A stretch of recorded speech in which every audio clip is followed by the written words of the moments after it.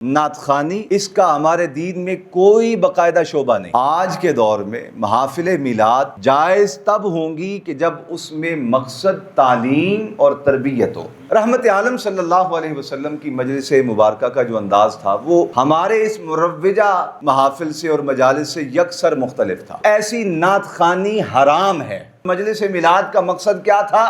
رسول اللہ کے دین کی مدد کرنا۔ پڑھنے کا مطلب یہ ہے کہ وقت پہ ادا کی جائے، اور قائم کرنے کا مطلب یہ ہے کہ رسول اللہ کے دین کا بندہ عملاً مددگار بن جائے۔ حضور کے زمانے میں اس طرح کی مجالس میلاد نہیں ہوا کرتی تھیں۔ نالے کہنا حاضر و ناظر نے ایتھے موجود نے، تیرے کول کی دلیل ہے ایتھے موجود نے؟ چلو اگر تیری زبان تے اعتماد کر بھی لیا جائے کہ ایتھے موجود نے، پھر تینوں شرم نہیں ہوندی کہ موجود ایتھے ہون تو تو موبائل تے اپنی سہیلی نہ لگا ہوئے؟ آج کی گفتگو میں ہم کوشش کریں گے کہ میلاد رسول صلی اللہ علیہ وسلم کے تقاضے اور اس کی ضرورت، اہمیت، اسی طرح میلاد رسول کے نام پہ ہونے والی خرافات، بدعات، اور اس میں جو کچھ چیزیں بعد میں زمانے کے تغیر اور تبدل کے ساتھ مکس ہو گئی ہیں، تھوڑی سی ان کی نشاندہی کر دی جائے۔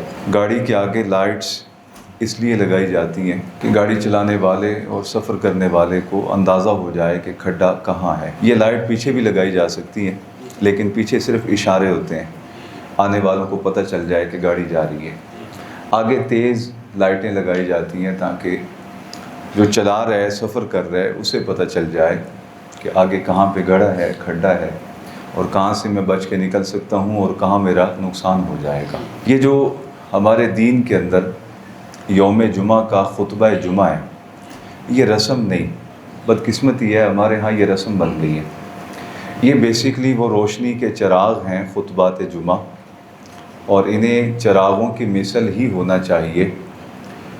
اگر یہ روشنی دینا چھوڑ جائیں گے اور محض سر اور راگ اور شعر و شاعری کی نظر ہو جائیں گے تو جیسے گاڑی ڈرائیو کرنے والے کو پتہ نہیں چلے گا لائٹس کے بغیر کہ گڑھا کہاں ہے، اسی طرح ایک صاحب ایمان کو بھی پتہ نہیں چلے گا کہ میں نے جانا کس طرف ہے اور کیا چیز میرے دین میں ضروری ہے اور کیا چیز میرے دین میں نقصان دہ ہے۔ تو ہم نے شعوری طور پہ یہ فیصلہ کیا ہے کہ آج کے خطبہ جمعہ میں ہم کوشش کریں گے کچھ اجالا ہو جائے، کچھ روشنی ہو جائے۔ میلاد پاک نبی اکرم صلی اللہ علیہ وسلم کی ولادت کو کہا جاتا ہے، اور امت میں 14-15 صدیوں سے یہ سلسلہ جاری ہے۔ زمانے کے تغیر اور تبدل کے ساتھ پچھلی کوئی 1-2 صدیوں سے بعض لوگ ایسے نظریات اور افکار کے حامل سامنے آئے ہیں کہ جن کے نزدیک میلاد پاک کی نہ کوئی اہمیت ہے اور نہ اسے وہ دین کا کوئی مستقل حصہ سمجھتے ہیں، اور نہ ہی ان کے ہاں اس کا کوئی اجر و ثواب ہے۔ یہ افراد جو ہیں اس نظریے کے، یہ کوئی پچھلی 2-2.5 صدیوں سے سامنے آئے ہیں۔ بقیہ پچھلے زمانے میں رحمت عالم صلی اللہ علیہ وسلم کے میلاد پاک کی کوئی صورت ہو جو شریعت کے دائرے میں آتی ہے، کوئی زمانہ ہو اس میں حضور کے شمائل کا ذکر، حضور کے کمالات کا ذکر، حضور کے فضائل کا ذکر، اور اس کے لیے مجلس منعقد کرنا، اجتماع کرنا، لوگوں کا آنا بیٹھنا، پھر آئے ہوئے مہمانوں کے لیے کچھ تبرک کا اہتمام کرنا، یہ پچھلی تمام صدیوں میں اسے بالاتفاق جائز سمجھا گیا ہے، اور اس پہ امت کے بڑے بڑے علماء، صلحاء، ائمہ دین اور مجتہدین کا عمل رہا ہے۔ یہ 2 صدیوں سے ایسی انداز اور ایسی فکر سامنے آئی ہے کہ جس سے وہ یوں تاثر دیتے ہیں کہ اس کا کوئی اجر و ثواب نہیں، اور یہ کوئی دین کا مستقل حصہ نہیں، اور یہ اس کے کرنے پہ کوئی فائدہ حاصل نہیں ہوتا۔ یہ ایک بنیادی خاکہ میں نے آپ کے سامنے، آپ کی خدمت میں عرض کر دیا۔ ایک مقام پہ اللہ رب العالمین ارشاد فرماتا ہے، لَقَدْ مَنَّ اللَّهُ عَلَى الْمُؤْمِنِينَ إِذْ بَعَثَ فِيهِمْ رَسُولًا۔ مومنوں پر احسان عظیم کیا کہ انہی میں سے ایک رسول مبعوث فرما دیا تاکہ وہ رسول اللہ کی آیتیں تلاوت کرے اور ان کے دلوں کا تزکیہ کرے، انہیں پاک کر کے اللہ کی بارگاہ میں پیش کرنے کے قابل بنا دے۔ ایک اور مقام پہ ارشاد فرمایا گیا، قُلْ بِفَضْلِ اللَّهِ وَبِرَحْمَتِهِ فَبِذَلِكَ فَلْيَفْرَحُوا۔ یہ اللہ نے حکم دیا، اے ایمان والو، جب تمہیں اللہ کی نعمت میسر آ جائے، اللہ کا فضل میسر آ جائے، اللہ کی رحمت میسر آ جائے، فَلْيَفْرَحُوا، تم خوشی کا اظہار کیا کرو، خوشی منایا کرو۔ ہوا خیر مما یجمعون، یہ تمہارا خوشی کا اظہار کرنا اللہ کے فضل، رحمت، نعمت، برکت کے ملنے پہ، یہ بہتر ہے اس سے جو کچھ تم جوڑ کے رکھتے ہو، جمع کر کے رکھتے ہو. یعنی اس خوشی کے اظہار میں جو کچھ تم خرچ کرتے ہو، یہ خرچ کرنا جوڑ کے رکھنے سے بہتر ہے تمہارے لیے.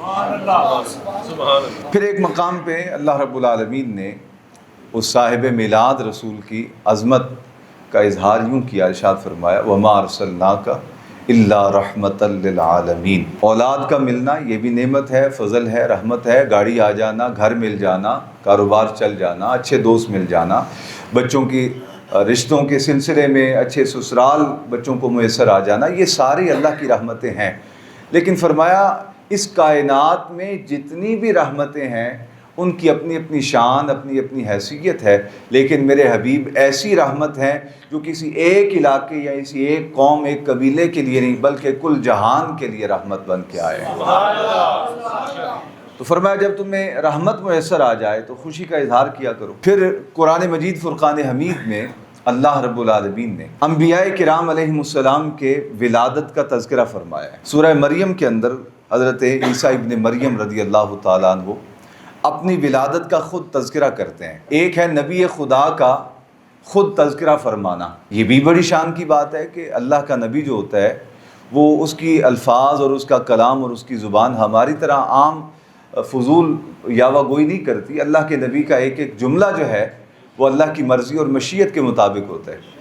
تو کوئی نبی اپنی ولادت کا تذکرہ کرے یہ بھی سند بن جاتا ہے، لیکن اس نبی کے کیے گئے تذکرہ ولادت کو پھر اللہ قرآن میں بیان کر دے تو یہ تو اب حجت پر حجت بن گیا، سند پر سند بن گیا. یعنی اس کی اہمیت ڈبل ہو گئی. آپ میں سادہ سے مثال دوں گا.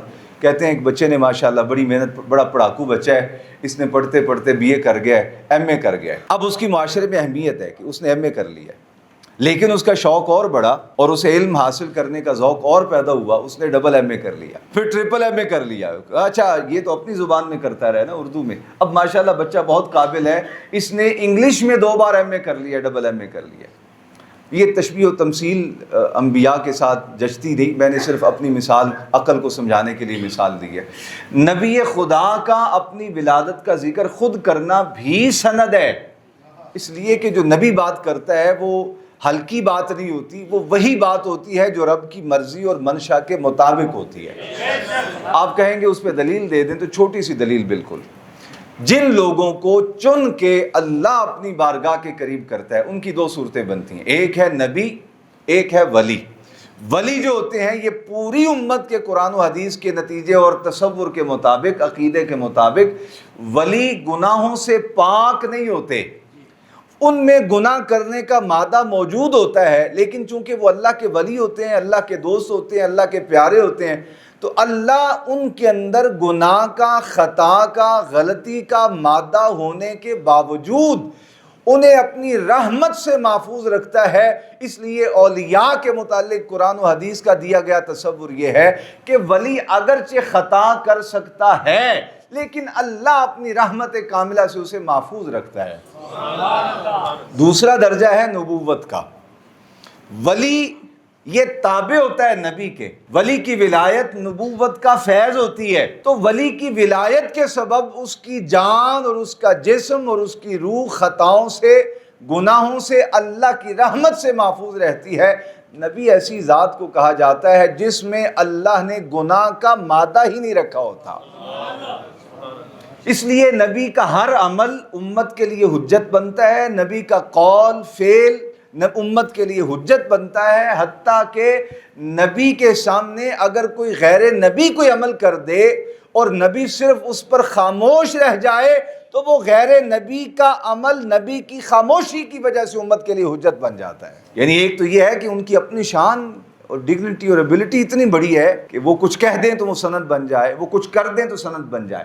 ان کی مجلس اتنی اللہ کی بارگاہ میں عرفہ والا ہوتی ہے کہ اگر ان کے سامنے کوئی بندہ غیر نبی بھی کوئی عمل کرے اور وہ صرف اسے ٹوکے نہ، خاموش ہو جائیں، تو وہ عمل بھی امت کے لیے حجت بن جاتا ہے. اسے حدیث کی بنیادی 3 قسمیں بیان کی جاتی ہیں: حدیث قولی، حدیث فعلی، حدیث تقریری. حدیث قولی جسے رحمت عالم نے خود اپنی زبان اقدس سے بیان کیا، حدیث فعلی جو حضور نے کر کے دکھایا، حدیث تقریری ایسا عمل کہ نبی خدا موجود تھے اور حضور کی موجودگی میں کسی صحابی نے، کسی غیر نبی نے کوئی عمل کیا. اب نبوت کے منصب کا تقاضا یہ ہے کہ اگر عمل غلط ہو تو اس کی اصلاح کرے نبی.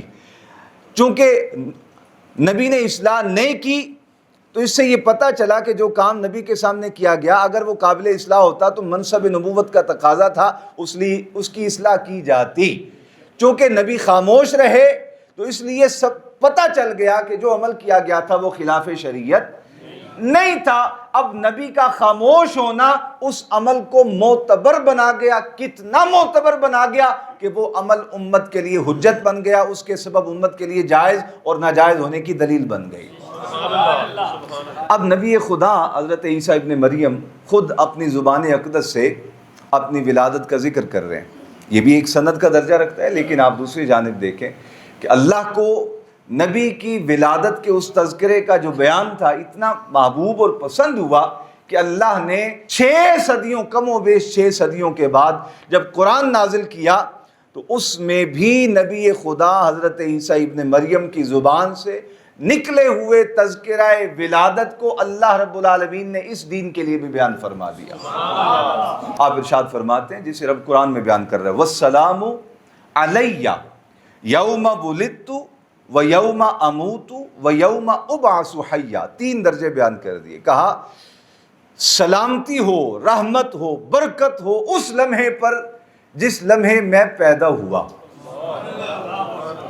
وَيَوْمَ أَمُوتُ، اور سلامتی ہو، رحمتیں نازل ہوں اس لمحے پر جب مجھے وفات دی جائے گی، اور سلامتی ہو اس لمحے پر وَيَوْمَ أُبْعَثُ حَيًّا، جب قیامت کے دن مجھے دوبارہ زندہ کیا جائے گا. پھر اسی طرح ایک اور مقام پہ سورہ مریم کے اندر ایک اور نبی خدا ہیں، نام ہے حضرت یحییٰ. تو حضرت یحییٰ سے متعلق سورہ مریم کے اندر پھر ارشاد فرمایا گیا وَسَلَامٌ عَلَيْهِ يَوْمَ وُلِدَ وَيَوْمَ يَمُوتُ وَيَوْمَ يُبْعَثُ حَيًّا. جتنی آیات میں نے بیان کی ہیں حضور کی بعثت کو، حضور کی ولادت کو اللہ تعالیٰ نے احسان عظیم فرمایا، حضور کی ولادت کو رحمت فرمایا سارے جہان کے لیے. پھر 2 نبیوں کا تذکرہ قرآن مجید سے، اس میں ولادت کا ذکر بھی، وفات کا ذکر بھی، اور بعث بعد الموت کا تذکرہ بھی، دوبارہ زندہ کیے جانے کا. ان ساری آیات سے یہ بات تو بالکل اظہر من الشمس ہو گئی کہ نبی جس دن پیدا ہو وہ دن بھی برکت والا ہوتا ہے، نبی جس دن فوت ہو وہ دن بھی برکت والا ہوتا ہے، اور نبی جس دن دوبارہ اپنی قبروں سے ظاہر ہوں گے وہ دن بھی برکت والا ہوگا. ایک بات تو بڑی کلیئر ہوگی، اس میں تو اب کوئی شک و شبہ کی گنجائش باقی نہیں، اور میں اس میں کوئی اپنی طرف سے لفظ نہیں داخل کر رہا. جو قرآن ہے میں نے وہی آپ کے سامنے بیان کیا. نبی کی ولادت باعث برکت، نبی کی وفات باعث برکت، اور قیامت والے دن نبی کا زندہ کیا جانا، دوبارہ قبروں سے نکالا جانا، بولو باعث برکت. ایک قوم اور قبیلے کے لیے آنے والے نبی کی ولادت باعث برکت ہے، اور ان کا دنیا سے جانا بھی باعث برکت ہے، اور اس پر بھی سلامتی ہے، اور ولادت کے دن پر بھی سلامتی ہے. تو آپ خود اندازہ فرمائیں، یہ قیاس کی ایک قسم ہوتی ہے. مثال کے طور پہ آپ کے سامنے 2 آدمی کھڑے ہوں، ایک کی عمر 25 سال ہو اور ایک کی عمر 10 سال ہو. تو 10 سال والا اگر 5 کلو کا وٹا اٹھا لے تو آپ خود بخود توقع کرنے لگ جاتے ہیں کہ یہ جو 25 سال کی عمر کا بندہ ہے یہ 20 کلو اٹھا لے گا. یعنی اگر آپ کے سامنے کو کہ یہ نوجوان 25 سال کا جو ہے یہ 20 کلو کا یا 10 کلو کا تھیلا اٹھا لے گا، تو آپ کہیں گے ہاں یار کیوں نہیں اٹھا سکتا، وہ 10 سال کے بچے نے 5 کلو کا اٹھا لیا ہے. تو اگر وہ 10 سال کے بچے نے 5 کلو کا اٹھا لیا ہے تو یہ تو کڑیل جوان ہو چکا ہے، اور اس کے لیے تو 20 کلو کا اٹھانا مشکل ہی کوئی نہیں. ہر بندہ یہی دلیل دے گا.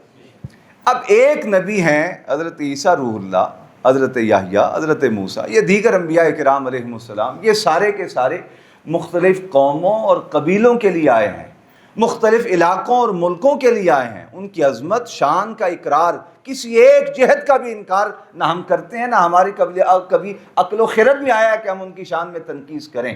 لیکن دلیل دیکھو کہ اگر جناب عیسیٰ روح اللہ کی ولادت بھی امت کے لیے باعث برکت ہے، اور قرآن اسے سلامتی کے لفظوں کے ساتھ بیان فرما رہا ہے، اور ان کا جانا بھی سلامتی والا دن ہے، تو جو نبی ایک قوم، ایک قبیلے کے لیے آئے ہیں ان کا پیدا ہونا رحمت ہے، برکت ہے، سلامتی ہے، تو جو ہمارے آقا و مولا سارے کائنات، نہ صرف ایک کائنات بلکہ کل جہان، بلکہ نہ صرف کل جہان، عالم امر، عالم برزخ، عالم حشر، عالم قیامت، عالم جنت، جس جہت میں آپ دیکھیں رسول اللہ صلی اللہ علیہ وسلم کی ذات کو ہر ایک جہت کے لیے، ہر ایک جہان کے لیے اللہ نے رحمت بنایا ہے۔ تو اگر عیسیٰ ابن مریم کے پیدا ہونے کے دن کو برکت والا، سلامتی والا دن تصور کیا جا سکتا ہے، آمنہ کے لال جناب محمد رسول اللہ جو صرف ایک قوم، ایک قبیلے کے لیے نہیں آئے بلکہ کل جہان کے لیے رحمت بن کے آئے ہیں،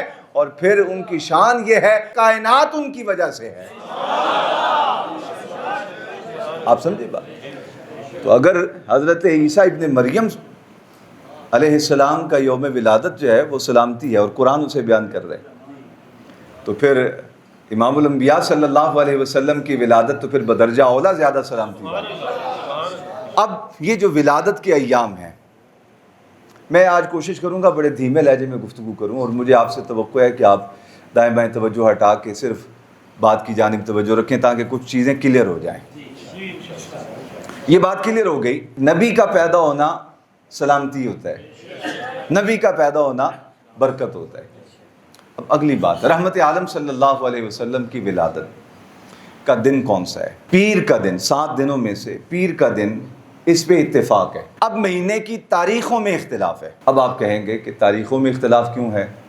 تو بابا تاریخوں میں اختلاف یہ ہے کہ یہ وہ دور تھا جس زمانے میں کاغذ قلم موجود نہیں ہوتے تھے، پتھروں پہ، تختیوں پہ، چمڑے کے ٹکڑوں پہ لکھا جاتا تھا، اور اللہ کی یہ شان ہے کہ اللہ نعمت کو چھپا کے رکھتا ہے اور اسے ہر ایک کے سامنے یوں ظاہر نہیں کرتا، بلکہ جب پورا وقت ہو جاتا ہے نا، اس وقت حکم دیتا ہے کہ آپ 40 سال کے ہو گئے ہیں، اب اعلان فرما دیں کہ میں نبی ہوں۔ وہ 40 سال تک اجازت ہی نہیں دیتا کہ آپ بتائیں کہ میں نبی ہوں، وہ 40 سال تک اذن ہی نہیں فرماتا کہ آپ بتا دیں کہ میں رسول ہوں، خاتم النبیین ہوں، وجہ تخلیق کائنات ہوں۔ وہ کہتا ہے بابو بس چپ رہیں، 40 سال تک آپ اپنی زندگی جئیں اور اپنے کردار سے ان کو بتائیں کہ کل جس نے نبوت کا اعلان کرنا ہے اس کا ماضی کتنا پاکیزہ ہے، اس کی زندگی کے شب و روز کتنے پاکیزہ ہیں، تاکہ ان کے لیے انکار کی کوئی دلیل باقی نہ رہ جائے، کوئی جہت باقی نہ رہ جائے کہ یہ انکار کر سکے۔ نہیں سونے نہیں ہے، نہیں کردار اچھا نہیں ہے، نہیں لین دین میں پورے نہیں ہیں، نہیں وعدہ پورا نہیں کرتے، وعدہ خلافی کرتے۔ محبوب آپ ان کے درمیان 40 سال گزاریں تاکہ ہر جہت میں جب آپ کا اعتراف آپ کی بشریت کا کر لیں تو اس وقت آپ فرمائیں کہ میں صرف بشر نہیں، میں نور بھی ہوں، میں صرف عام انسان نہیں، نبی خدا بھی ہوں، میں صرف نبی خدا نہیں، رسول اعظم بھی ہوں، اور میں وجہ تخلیق کائنات بھی ہوں۔ یہ اللہ کی حکمت ہے۔ اب 40 سال تک حضور نے اعلان نبوت نہیں فرمایا، تو یہ وہ دور تھا جس زمانے میں یہ چیزیں کو زیادہ لکھی نہیں جاتی تھیں، تو اس وجہ سے دن میں تو اتفاق ہے کہ پیر کا دن تھا ولادت کا، لیکن مہینے کی تاریخوں میں اختلاف ہے۔ اب روایات کے اندر 4 کا ذکر ملتا ہے، ایک 2 ربیع الاول، ایک 8 ربیع الاول، ایک 9 ربیع الاول، اور ایک چوتھی تاریخ 12 ربیع الاول۔ اکثریت اہل علم نے جس تاریخ کو اپنایا ہے وہ 12 ربیع الاول ہے۔ اسی وجہ سے آپ دیکھتے ہیں ہند ہو، سندھ ہو، پنجاب ہو، پاکستان ہو، ہندوستان، بنگلہ دیش، امریکہ، یورپ، افریقہ، عرب، کہیں بھی آپ چلے جائیں، پوری دنیا میں 12 ربیع الاول کے دن رحمت عالم صلی اللہ علیہ وسلم کے میلاد پاک کا اہتمام کیا جاتا ہے۔ اب یہ میلاد پاک کا ہونا کرنا نبی پاک صلی اللہ علیہ وسلم کے دین کی تقویت کا سبب ہے۔ میلاد پاک کرنا، میلاد پاک کا ہونا، میلاد پاک منایا جانا، یہ نبی پاک کے دین کی تقویت کا سبب ہے۔ آپ کہیں گے وہ کیسے؟ تو دیکھو، جب امت اپنے آقا و مولا صلی اللہ علیہ وسلم کا میلاد مناتی ہے تو اس عمل میلاد سے ہی شرک کی جڑ کٹ جاتی ہے، اس لیے کہ شرک کہتے ہیں برابری کو۔ اللہ جو ہے وہ کسی کا بیٹا نہیں، کسی کا باپ نہیں، اللہ پیدا نہیں ہوا، نہ ہی اللہ نے کسی کو جنم دیا ہے۔ تو ہمارے آقا و مولا جن کا ہم میلاد مناتے ہیں وہ پیدا ہوئے ہیں اور ان کی اماں جان کا نام جناب آمنہ ہے، ان کے ابا جان کا نام جناب عبداللہ ہے۔ تو یہ نسل در نسل پورا نسب کا موجود ہونا اور پھر ان کی ولادت کو پوری امت کے ہاں مروج پایا جانا، یہ اس بات کی دلیل ہے کہ یہ امت شرک والی امت نہیں، یہ امت رحمت والی امت ہے۔ حضور نے ارشاد فرمایا تھا ید اللہ علی الجماع، اللہ کا دست رحمت ہمیشہ جماعت پر ہوگا، اور جماعت کہتے ہیں اکثریت کو۔ تو امت کی اکثریت 12 کی قائل ہے تو 12 کا قائل رہنا چاہیے، لیکن پھر بھی اگر کوئی کہتا ہے کہ نہیں میں 9 کا قائل ہوں تو ٹھیک ہے، آپ 9 کو حضور کا میلاد کا جلسہ کر لیں، آپ 9 کو حضور کا میلاد بنا لیں، کوئی 8 کا قائل ہے تو لیکن کرے ضرور، اس لیے کہ نبی پاک کے میلاد کا تذکرہ اور حضور کا میلاد کرنا اور حضور کے میلاد کی مجلس منعقد کرنا اور اس کا اہتمام کرنا یہ دین کی اشاعت کا، ترویج کا اور دین کو پھیلانے کا سبب بنتا ہے۔ بحث اس بات پہ ہے کہ اس وقت امت میں جو مروج ہو گیا ہے میلاد منانے کا انداز، اس پہ کلام ہے، اور اس پہ کچھ چیزیں اصلاح طلب بھی ہیں اور اس میں کچھ چیزیں مزید تقویت دینے والی بھی ہیں۔ بس ہمارے ہاں جب میلاد پاک کا تصور، میں نے اب لفظ کیا نا میلاد پاک 3 4 5 10 بار بولا، آپ سب کے ذہنوں میں فوراً ایک محفل کا تصور ابھرا ہے، ایسے ہی ہے؟ بولو تو صحیح ہے۔ میں نے میلاد پاک کا لفظ بولا تو آپ کے ذہنوں میں تصور کیا آیا؟ ایک محفل۔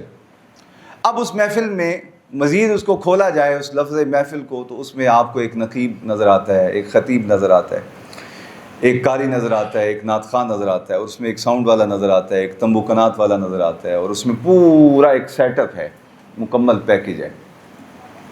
یہ آج کے دور کے تقاضوں کے مطابق ہے، اور اگر یہ ضروریات کے تحت ہو، مطلب اب میں بول رہا ہوں ظاہر ہے ضرورت ہے، مائک کی ضرورت ہے، اب یہاں تو لوگ مجھے سن لیں گے، جو اوپر والی منزل پہ وہ کیسے سنیں گے؟ تو ضرورت ہے تو ضرورت کے تحت لگا لیا جائے تو بالکل جائز ہے۔ روشنی کی ضرورت ہے، اب لوگ آئیں گے تو ان کو ٹھوکر نہ لگے، جگہ کہاں ہے، بیٹھنا کہاں ہے، تو روشنی اتنی جتنی ضرورت ہے اتنی کر لی جائے، نعت ہے، تلاوت ہے، جتنی ضرورت ہے اتنی کر لی جائے۔ رحمت عالم صلی اللہ علیہ وسلم کی مجلس مبارکہ کا جو انداز تھا وہ ہمارے اس مروجہ محافل سے اور مجالس سے یکسر مختلف تھا۔ اعلان نبوت کے بعد رحمت عالم نے 23 سال زندگی ظاہری گزاری، ان 23 سالوں میں سے 13 سال مکہ پاک میں، 13 سال مکہ پاک کے جو تھے وہ دعوت انتہائی پوشیدہ رہی، مطلب کسی کو نہیں پتا نماز کب پڑھ رہے ہیں، خطبہ کب ہوتا ہے، مجلس کسی کو نہیں پتا تھا، خاص لوگوں کو علم تھا۔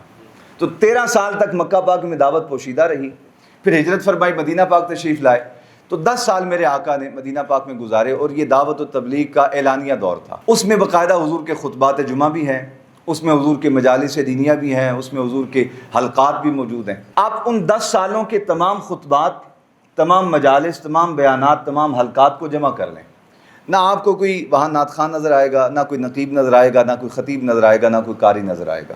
ایسا نہیں کہ وہ قاری تھے نہیں، وہ سارے ہی قاری تھے، لیکن پروفیشنلزم کوئی نہیں تھا۔ ایسا نہیں کہ وہ حضور کی مد و ثنا کر نہیں سکتے تھے، وہ عرب تھے، وہ صاحب زبان تھے۔ عرب تمام روئے زمین کی زبانوں میں سے سب سے فصیح زبان ہے، وہ فصاحت و بلاغت کے چشمے تھے، ہر ایک ذات، یعنی حضور کے 33 صحابہ ایسے ہیں تاریخ کی اور حدیث کی کتابوں میں جن کے اشعار ملتے ہیں جو حضور کی مد و ثنا میں لکھے گئے ہیں۔ تو یہ تو وہ ہیں جو نقل ہو گئے اور محفوظ ہو گئے اور امت تک آ گئے، جو لکھے گئے، کہے گئے، نہیں محفوظ کیے گئے تو وہ الگ ایک چیپٹر ہے۔ ان 10 سالوں کے اندر نہ کوئی خطیب ہے، نہ کوئی نقیب ہے، نہ کوئی نعت خواں ہے، نہ کوئی قوال ہے، کوئی نہیں۔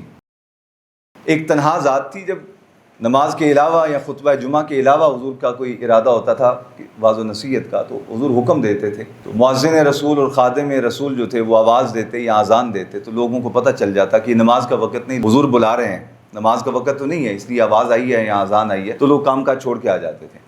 اب وہ پروانے تھے، پروانے کو نہیں غرض ہوتی آپ میٹھا رکھ دیں ایک سائڈ پہ اور ایک طرف چراغ جلا دیں، وہ میٹھا چھوڑ دیتا ہے اور چراغ کی طرف چلا جاتا ہے۔ تو جس مجلس میں حضور تشریف فرما ہو وہاں کسی تقاضے اور لوازمات کی ضرورت نہیں تھی، حضور کی گفتگو ہی تلاوت قرآن ہوتی تھی، حضور کی گفتگو ہی حمد ہوتی تھی، حضور کی گفتگو ہی بیان ہوتا تھا، حضور کی ذات اقدس جامع الصفات ذات تھی۔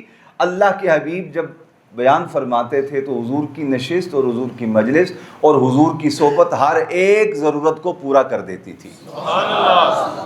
یہ ہے حقیقت، میں آپ کو بہت کھلے لفظوں میں بیان کر رہا ہوں، کوئی چیز پوشیدہ نہیں رکھ رہا۔ میں سمجھتا ہوں کہ آپ باشعور لوگ ہیں اب وہ زمانہ نہیں ہے کہ ہم بہت ساری چیزوں پہ پردہ ڈال کے گزر جائیں اور لوگ پریشان رہیں. یہ وہ دور ہے کہ اپنے لوگوں کو بتانا چاہیے.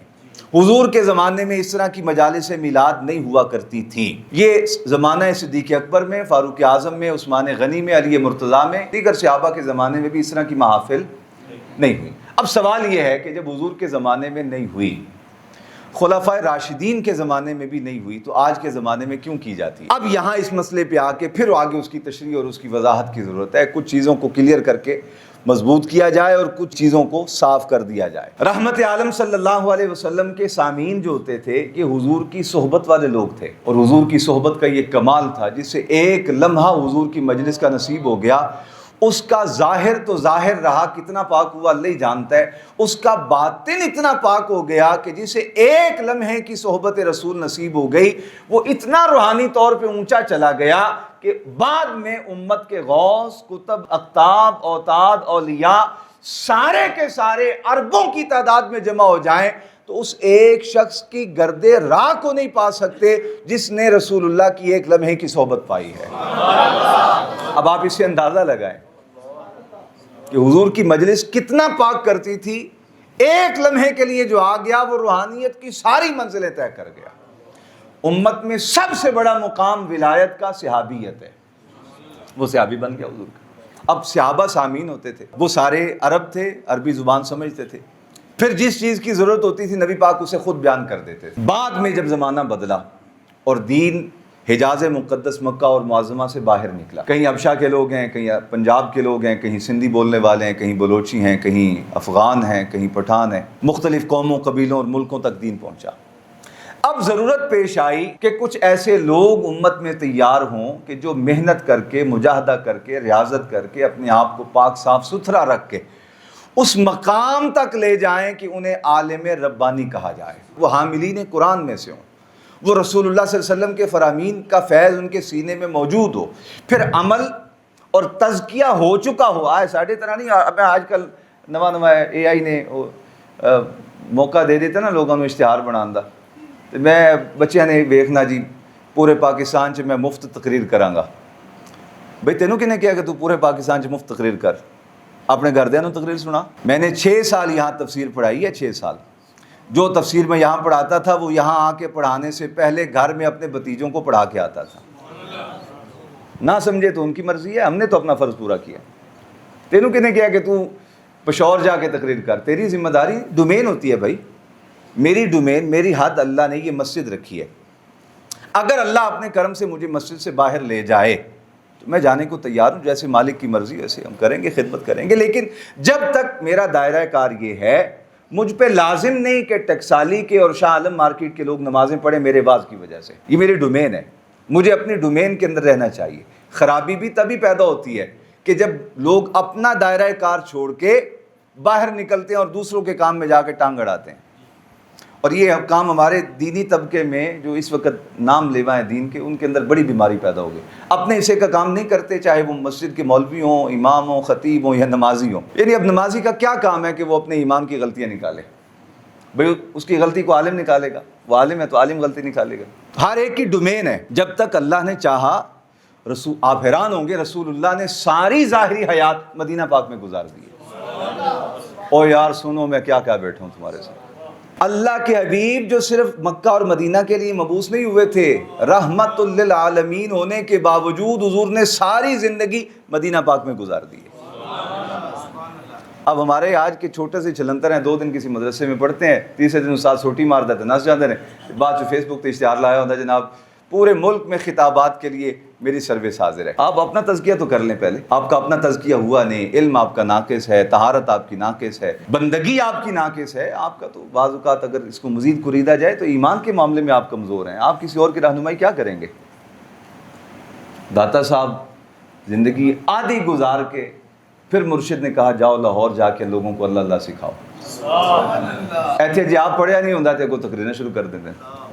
اجی آپ پڑھیا نہیں ہوتا، پہلے کتنے سال میں پڑھ رہے ہیں جی؟ میں پہلے سال میں، دوسرے سال میں آگے تقریریں ہو رہی ہیں. مبلغین بنے ہوئے انی پہ پین دیے تے کتی پہ چٹ دیے. ایک ضرب المثل ہے. تو رحمت عالم صلی اللہ علیہ وسلم کے زمانے میں یہ چیزیں نہیں تھیں. حضور کی ذات اقدس ہر ایک ضرورت کو پورا کرتی تھی۔ اب بعد میں جب زمانہ بدلا اور اسلام مختلف ملکوں میں گیا تو اب ضرورت پیش آئی وہاں کہ لوگوں کو بلایا جائے اور بٹھایا جائے، کوئی مجلسیں منعقد کی جائیں۔ یہ خاص بات ہے، ضائع نہ کرنا۔ ضرورت پیش آ گئی کہ کوئی ایسے پاک لوگ جو داعیان دین ہوں اور وہ فریضہ ادا کریں جو رسول اللہ ادا کرتے رہے ہیں۔ ان کے لیے پھر ضرورت تھی کہ اب ایک بندہ عالم ہے معاشرے میں، اب وہ ایک ایک دکان پہ تو جا کے ساری زندگی بھی کرتا رہے تو پورا نہیں ہو سکتا، ایک ایک گھر میں کیسے جا کے، تو ایک مجلس منعقد کر لی جائے اور اہل علاقہ کو وہاں جمع کر لیا جائے۔ اب ذرا چشم تصور میں دیکھو وہ زمانہ رسالت کے جس میں صحابی تھے سننے والے سامعین، اور مجلس رسول اللہ کی تھی، اور زمانہ خیر القرون کا تھا، اور صدیوں بعد کا یہ دور کہ جس میں بلیٹ، برائی، بے حیائی، موبائل، فحاشی سب کچھ عام ہے۔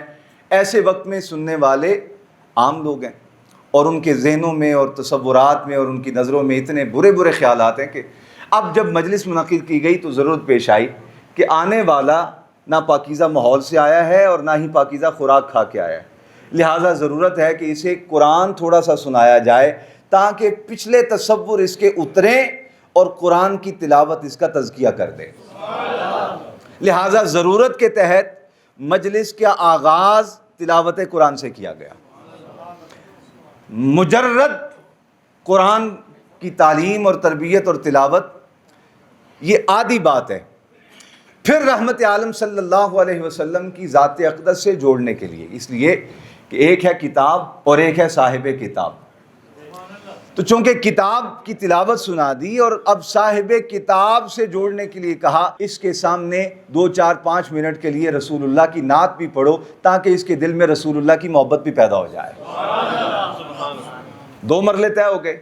اصل مقصد تلاوت نہیں، اصل مقصد نعت خوانی نہیں، اصل مقصد کیا ہے کہ وہ عالم ربانی جس کے سینے میں وہ نور موجود ہے جو رسول اللہ کے سینے سے چلا ہے، وہ چونکہ منبع ہے، مرکز ہے اس علاقے میں دین کا، ہدایت کا، تو اس کی صحبت اور اس کے علم سے لوگ فائدہ اٹھائیں، اس لیے مجلس منعقد کی گئی ہے۔ اب چونکہ لوگ پاکیزہ ماحول سے نہیں آئے تو کہا ان کو تھوڑا سا قرآن سناؤ تاکہ ان کے اندر اللہ کی خشیت اور خوف پیدا ہو جائے، پھر ان کو تھوڑا سا 2 4 منٹ کے لیے نعت سنا دو تاکہ ان کے دلوں میں رسول اللہ کی محبت بھی پیدا ہو جائے۔ جب تلاوت قرآن تھوڑی سی سن لی، 2 4 آیات، اللہ کا خوف پیدا ہو گیا۔ جب رسول اللہ کی 2 نعت کے 2 4 اشعار سن لیے تو رسول اللہ کی محبت پیدا ہو گئی۔ اب ہے اصل مجلس منعقد کرنے کا اہم مرحلہ، جس مقصد کے پیش نظر مجلس منعقد کی گئی ہے وہ ہے وہ قرآن کی تعلیم، وہ تربیت جو رسول اللہ ساری زندگی ادا فرماتے رہے، اس فریضہ کی ادائیگی کہ وہ عالم ربانی، چونکہ یہ لوگ عجمی ہیں، یہ عربی نہیں ہے، قرآن نہیں جانتے، حدیث نہیں جانتے، علم نہیں جانتے، وہ چونکہ جانتا ہے، پڑھا ہوا ہے، باعمل ہے، تو وہ ان کو رسول اللہ کے گلدستے، تعلیمات اور تربیت کے گلدستوں میں سے تھوڑے تھوڑے 2 2 4 4 پھول سب کو دے دے تاکہ ہر بندہ اپنی استعداد کے مطابق اللہ کے دین پر آ جائے، رسول اللہ کی اتباع میں آ جائے اور وہ اللہ کے دین کے لیے اور اللہ کی مخلوق کے لیے کارآمد بن جائے، نفع بخش بن جائے۔ اب ہمارے ہاں جو وابی حضرات ہیں غیر مقلد، وہ کہتے ہیں یہ جائز ہی نہیں۔ میں کہتا ہوں تمہیں ٹھوکر لگی ہے علمی اور فکری، جائز ہے لیکن اگلی صورت میں خود بیان کر دیتا ہوں۔ تلاوت اور نعت کی گنجائش کتنی ہے اس مجلس دین میں اور مجلس میلاد میں؟ صرف 2 4 آیات اور 2 4 مصرع نعت کے۔ اس کے بعد اصل کیا ہے آگے؟ وہ قرآن و حدیث کا درس، جس کے لیے رسول اللہ نے ساری زندگی وقف کر دی، پورے شرح صدر کی بنیاد پہ کہنے لگا۔ آج تک میں نے یہ جملہ نہیں کہا، یہ بھی نہ سمجھ لینا کہ شاید عقیدہ بدل گیا ہے، نہیں، عقیدہ بھی وہی ہے، انسان کے شعور کی سطح بدلتی رہتی ہے، اور جس میں جمود ہو وہ مردہ ہوتا ہے، زندہ فکر آدمی ہمیشہ اپنے سے بہتر۔ مولا کائنات رضی اللہ تعالیٰ عنہ کا فرمان ہے، فرمایا مسلمان مومن کے 2 دن ایک جیسے نہیں ہوتے، فکری اور شعوری طور پہ جس سطح پہ وہ ایک دن گزارتا ہے اگلا دن اس سے بہتر اس کا گزرنا چاہیے۔ اگر اگلا دن اس سے بہتر گزرے تو مسلمان ہے، مومن ہے، اگر اسی طرح دوسرا دن بھی گزر گیا تو پھر وہ خطرے میں ہے۔ تو میں پورے شرح صدر کی بنیاد پہ یہ جملہ کہنے لگا ہوں، آج کے دور میں محافل میلاد جائز تب ہوں گی کہ جب اس میں مقصد تعلیم اور تربیت ہو۔ آپ مجھے بھلے وابی کہتے رہو، دیوبندی کہتے رہو، جو مرضی خیال ہو، تمہارے کہنے سے میں نہ وابی ہونے لگا۔ ایک مولوی صاحب نے میرے تے بڑا عرصہ پروپیگنڈا کیتا، قادیانی ہے، قادیانی ہے، میں صرف ہونا کو تھوڑا کام کروانا چھڑیا تو میں قادیانی ہو گیا. تو مولوی کے قادیانی کہنے سے میں نہیں ہوا, تم تو پھر غیر مولوی ہو. تو کہہ بھی لوگے بابی تو تمہارے کہنے سے میں, تسی ویسے بھی انہیں جنی ہو, میری آواز پورے ملک سے سنی جاندی. تکبر کی بنیاد پہ نہیں کہہ رہا, یہ اللہ کا ھذا من فضل ربی, یہ میرے رب کا فضل ہے. آپ جو مرضی کہیں, لیکن جو میں شرح صدر کی بنیاد پہ کہہ رہا ہوں وہ پورا, میں اس میں مطلب مجھے 100% یقین ہے. آج کے دور میں محافل میلاد کہ جتنے عنوانات ہیں وہ جائز تب ہوں گے جب اس میں مقصد تعلیم اور تربیت قرآن اور حدیث ہو. اگر یہ مقصد نکلتا ہے تو یہ مجلس جائز ہی نہیں. نعت تلاوت, نعت خوانی, اس کا ہمارے دین میں کوئی باقاعدہ شعبہ نہیں. اس کے جواز کی صرف اتنی سی گنجائش بنتی ہے نعت خوانی کی کہ وہ جو تعلیم اور تربیت کا جو اہتمام کیا گیا قرآن و حدیث کی, اس سے پہلے آنے والوں کے ایک اچھے لہجے میں قرآن کی چند آیات سنائی جائیں اور رسول اللہ کے چند نعت کے اشعار سنا دیے جائیں تاکہ دل میں خشیت اور محبت رسول پیدا ہو جائے. صرف اتنی سی گنجائش بنتی ہے. اگر کسی محفل میلاد اور محفل ذکر میلاد کے اندر یہ اتنی طویل ہو جائے, تعلیم اور تربیت اور قرآن اور حدیث کی نصیحت کے لیے وقت ہی نہ بچے, تو ایسی نعت خوانی حرام ہے. میں پورے شرع صدر کی بنیاد پہ کہہ رہا ہوں, ایسی نعت خوانی حرام. آپ روٹی بناتے ہیں, اس میں نمک کتنا ڈالتے ہیں؟ آٹا اور نمک برابر کرتے ہیں؟ کیا کرتے ہیں؟ اگر 4 روٹیوں کا آٹا ہے تو اس میں چٹکی سا نمک ڈالتے ہیں. اگر نمک اتنا ڈال دیں, برابر کر دیں, بلکہ 50 اور 100 کی بھی آپ ریشو لے آئے نا, کہ 100% آٹا اور 50% اس میں نمک کر دیں, تو آپ زبان پہ رکھنے کے قابل نہیں رہے گا وہ لقمہ. تو ہر چیز کی ایک حد ہے نا. اب نعت خوانی کی بھی ایک حد ہے. یہ کوئی پروفیشن نہیں ہمارے ہاں. یہ پتہ نہیں, کل مجھے ندیم صاحب کہہ رہے تھے, وہ بڑے بڑے نعت خان صاحب آئے نے, کہ ندیم صاحب تسی باشعور آدمی ہو, یہ کچیاں گلاں تے نہ کرو. میں اس وقت نہیں آکھیا ادھر ہون, میں سارے وچ کہن ڈیا تو کہڑے نعت خان. نعت خوانی کا کوئی شعبہ ہے ہی نہیں ہمارے دین میں. کوئی شعبہ اللہ رسول نے نہیں رکھا. اور اس کی جو علماء کے اہل علم نے گنجائش دی ہے وہ صرف اتنی سی ہے کہ آنے والوں, چونکہ وہ کوئی بلیئرڈ کھیلتا آیا ہے, کوئی میچ دیکھتا آیا ہے, کوئی دکانوں سے لڑتا ہوا آیا ہے, کوئی بحث و تکرار کو کاروبار کرتا آیا ہے, تو ان کو ذرا تھوڑا سا قرآن سنا دیا جائے اور رسول اللہ کی نعت سنا دی جائے تاکہ ان کے دلوں میں اللہ کا خوف اور رسول اللہ کی محبت پیدا ہو جائے. جب برتن تیار ہو جائے گا تو پھر قرآن و حدیث کے نور سے بھر کے واپس بھیجنا ہے.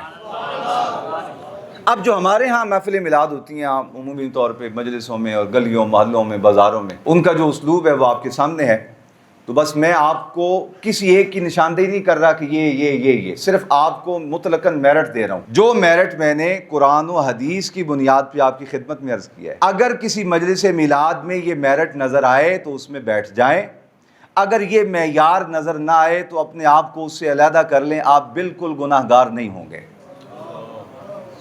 نبی اکرم صلی اللہ علیہ وسلم کے میلاد کا یہ جو میں نے پیمانہ بیان کیا ہے اور طریقہ بیان کیا, لازم نہیں کہ حضور کے میلاد کے لیے اس طرح کی مجلس ہی منعقد کی جائے جو میں نے معیار کے مطابق بیان کی. یہ بھی کوئی لازم نہیں. حضور کے ذکر میلاد کے لیے اور حضور کے میلاد منانے کے لیے سینکڑوں اور جہتیں ہیں. خود رسول اللہ نے ساری زندگی اپنا میلاد منایا. حضور سے پوچھا گیا, آقا آپ پیر کے دن آغے نہیں کرتے, سبب کیا ہے؟ حضور نے فرمایا, اس دن اللہ نے مجھے پیدا کیا تھا تو میں شکرانے کے طور پہ روزہ رکھ کے اللہ کا شکر ادا کرتا ہوں. ایک طریقہ تو حضور نے خود بیان کر دیا. اب 2-4 چیزیں جلدی سے سن لیں وقت ضائع کیے بغیر توجہ کے ساتھ. لازم نہیں کہ حضور کے میلاد کے لیے آپ مجلس منعقد کریں. ہاں, اگر آپ کے پاس کوئی عالم ربانی ہے, آپ کے پاس آپ کے رابطے میں کوئی عالم ربانی ہے جو قرآن و حدیث کا نور رکھتے ہوں. عالم, ہوئے ہوئے ہوئے, یہ کتنا بڑا لفظ ہے. شاید یہ پہاڑ بھی اس کا بوجھ برداشت نہیں کر سکتے. مولوی, مولانا, اس کا مطلب ہوتا ہے اللہ والا. عالم, مولوی, مولانا, اللہ والا, یعنی جو رہتا تو بشریت کے لحاظ سے دنیا میں ہو لیکن روح اس کی ہر وقت اپنے مولا کی بارگاہ میں حاضر ہو, اسے عالم کہا جاتا ہے, مولانا کہا جاتا ہے. اللہ اکبر. اگر آپ کے پاس کوئی ایسا عالم موجود ہے تو ضرور بلائیں انہیں اور ان کو بلا کے اپنے عزیزوں کو جمع کر کے ان سے قرآن و حدیث کا نور ان سے تقسیم کروائیں. یہ ہے حضور کا میلاد. اگر آپ کے پاس کوئی ایسا عالم موجود نہیں تو خدا کے لیے پروفیشنل نعت خوانوں سے اور پروفیشنل خطیبوں سے جو کچھ آپ خرچ کرتے ہیں، میں ڈرتے ڈرتے کہہ رہا ہوں، ہو سکتا ہے ثواب ہونا تو دور کی بات ہے، ممکن ہے گناہ کے زمرے میں شامل ہوتا ہو، اس لیے کہ مقصد ہی فوت ہو جاتا ہے۔ ذکر میلاد اور مجلس میلاد کا مقصد کیا تھا؟ رسول اللہ کے دین کی مدد کرنا۔ تو اگر یہ پروفیشنلزم بن گیا تو رسول اللہ کے دین کی مدد تو ختم ہو گئی۔ بلکہ اب تو حالات یہ ہوتے ہیں کہ اسٹیج پہ بیٹھا ایک بندہ یوں کیمرہ نکالتا ہے اور سارے ایسے منہ کرتے ہیں جیسے بکریاں نہیں دیکھ رہی ہوتی ہیں، ایسے سارے سیلفیاں لے رہے ہیں، مذاق کر رہے ہیں۔ ایک بندہ تلاوت کر رہا ہے، دوسرے موبائلوں تے لگے ہیں، ایک بندہ نعت پڑھ رہا ہے، دوسرے موبائلوں تے لگے ہیں، کونیاں مار رہے ہیں۔ یہ اسٹیجوں پہ یوں تمسخر اڑایا جا رہا ہے دین کا، اللہ کے حبیب کا ذکر کیا جا رہا ہے، تو موبائل سے اپنی میسج کرن ڈیا ہے۔ خدا دا خوف کر، مرنا نہیں ہو یار، نالے کہنا حاضر و ناظر نے، ایتھے موجود نے، ایتھے موجود نے، تیرے کول کی دلیل ہے ایتھے موجود نے؟ چلو اگر تیری زبان تے اعتماد کر بھی لیا جائے کہ ایتھے موجود نے، تو پھر تینوں شرم نہیں ہوندی کہ موجود ایتھے ہون تو تو موبائل تے اپنی سہیلی نہ لگا ہوا ہے؟ میں نے خود دیکھا ہے اسٹیجوں پہ بیٹھ کے اپنی سہیلیاں نہ نعت خواں میسج کرن دے ہوندے، گپے مارن دے ہوندے، ساتھ بیٹھے ہیں دیکھ رہے ہیں تماشا کیا کر رہے ہیں۔ تو اگر تو معیار جو میں نے قرآن و حدیث کا بیان کیا اس پہ ہو تو مجلس باعث برکت اور اس کا حصہ بنے۔ اگر آپ کے پاس ایسا عالم موجود نہیں تو ہرگز کوئی ضرورت نہیں روایتی مجلس میلاد منعقد کرنے کی۔ اب کیا کریں؟ میلاد تو منانا ہے تو بھائی روزہ رکھو، جو اللہ کے حبیب نے خود کیا ہے۔ اللہ نے آپ کو پیسے دیے ہیں، وہ پیسے آپ اللہ کے دین پہ خرچ کرو۔ چلو میں صرف ترغیب کے لیے عرض کر رہا ہوں، صرف ترغیب کے لیے۔ اس بار دیکھو ہر بندے کا ایک بجٹ ہوتا ہے، آپ مالدار لوگ ہیں ماشاءاللہ، سارے دکاندار لوگ ہیں، آپ کا بجٹ زیادہ ہے، میں چھوٹا سا آدمی ہوں، بہت چھوٹے سے دائرے میں میرا معاملات چلتے ہیں، میرا بھی ایک بجٹ ہے، میں نے کچھ پیسے میں ہوتے ہیں سائڈ پہ۔ میں نے اس بار حضور کے میلاد کے لیے جتنا میرا بجٹ تھا اس میں سے میں نے جتنا حصہ تھا وہ نکال کے علیحدہ کیا، اور اس سے ہم نے ایک دعوتی لٹریچر شائع کیا ہے، ابھی وہ پرنٹنگ میں جاری ہے، اس ٹائم پروسیس جاری ہے پرنٹنگ کا، جس میں ہم نے نماز کے حوالے سے ارادہ کیا ہے کہ اپنی قوم کو ترغیب دلائیں گے۔ میں نے جو میلاد پاک کا تھا نا وہ میرا بجٹ، وہ میں نے نکال کے دین کی ترویج اور ارشاد کے لیے باقاعدہ وہ پرنٹنگ میں ہو، اس وقت پرنٹنگ میں جاری ہے، کاغذ چھپ چکا ہے، سٹیکر آ چکے ہیں، اب وہ چھپ رہے ہیں باقاعدہ طور پہ، ترغیب کے لیے عرض کر رہا ہوں۔ اب آپ کیا کریں؟ اگر آپ کے پاس ایسے اسباب افراد موجود نہیں، علماء ایسے موجود نہیں، تو رسمی خطیبوں اور رسمی نعت خوانوں اور نقیبوں کو بلانے کے بجائے آپ سیرت النبی کی کوئی مستند کتاب خریدیں اور اسے سبقن اپنے بچوں کو بٹھا کے روزانہ پڑھائیں۔ اردو کی کتابیں مل جاتی ہیں، آپ پڑھیں اور پڑھ کے اپنے بچوں کو سنائیں۔ دوسری بات یہ تو ہے کرنے والا کام، روزہ رکھیں، سیرت کی کتابیں پڑھیں اور اپنے بچوں کو حضور کے اخلاق سکھائیں، حضور کی زندگی اور حیات کا تذکرہ سنائیں، بتائیں میرے آقا کی عینین کیسے تھے، شفتین کیسے تھے، رجلین کیسے، حضور ہنستے کیسے تھے، اخلاق بتائیں، نسب بتائیں، حضور شان کتنی شان والے تھے۔ ایک دوسری بات، انسان کی زندگی کی دو جہتیں ہوتی ہیں، ایک ذاتی عمل اور ایک اس کے اسباب۔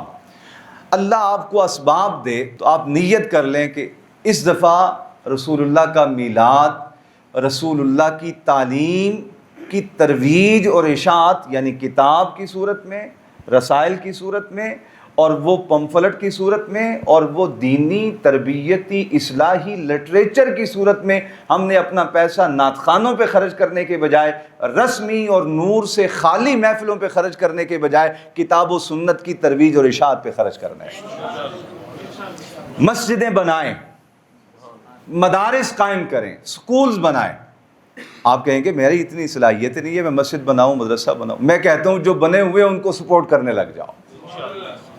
دیکھو یہ بھی ہے، ایک ہمارے ایک مفکر گزرے، ان سے کسی نے پوچھا نماز پڑھنے اور نماز قائم کرنے کا کیا مطلب ہے؟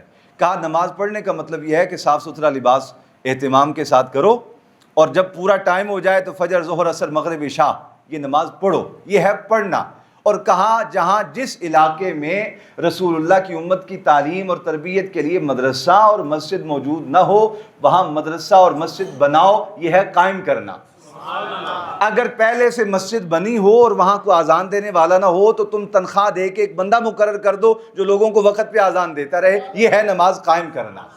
اگر وہاں کوئی قرآن و حدیث بیان کرنے والا نہیں ہے تو کوئی بندہ اجرت پہ لا کے، ظاہر ہے کہ جس نے تمہیں تمہاری نسلوں کے لیے وقت دینا ہے، اپنے آپ کو وقف کرنا ہے، اس کی ضروریات بھی تو ہے نا، تو لہٰذا تم اس کی تنخواہ کا بندوبست کر کے وہاں کسی عالم دین کو مقرر کر دو، اس کی تنخواہ تم دیتے رہو اور وہ اللہ کے دین کی دعوت کا کام کرتا رہے۔ کہا یہ ہے نماز قائم کرنا۔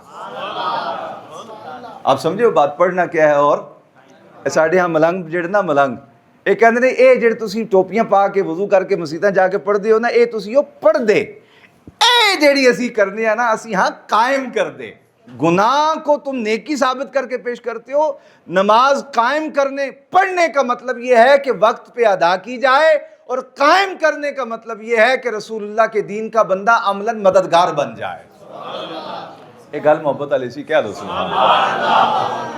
تو ترویج و اشاعت کا کام کریں، مساجد بنائیں، مدارس بنائیں، تعلیمی ادارے بنائیں، اگر بنے ہوئے ہیں ان کو موٹیویٹ کرنے اور ان کو آگے بڑھانے اور ان کے اس نظام تعلیم کو، تربیت کو منظم کرنے، بہتر کرنے کا سبب بن جاؤ۔ میں بہت کچھ کہہ سکتا تھا اور کہنے کو دل بھی ہے آج کی مجلس میں، بس اختتامی جملہ یہ، آپ کا ذکر میلاد کا جلسہ اگر اس کا مقصد تعلیم اور تربیت ہو، پہلی بات، دوسرا مرحلہ یہ کہ وہ مقصد پورا بھی کرے، وہ ذکر میلاد کا جلسہ جائز ہے، اور اگر وہ ذکر میلاد کا جلسہ پورا مقصد نہ کرے تو اس کا انعقاد ہی مشکوک ہو جاتا ہے۔ لہٰذا ایسی جگہ پہ پیسے خرچ کرنے کے بجائے تعلیم اور تربیت پہ اور اپنی نسلوں کی تزکیہ پہ پیسے خرچ کرو، مسجدیں آباد کرنے پہ پیسے خرچ کرو، یہی بہترین رسول اللہ کا میلاد ہے، اور خود عمل کرو، روزے رکھو، یہ رسول اللہ کا میلاد ہے۔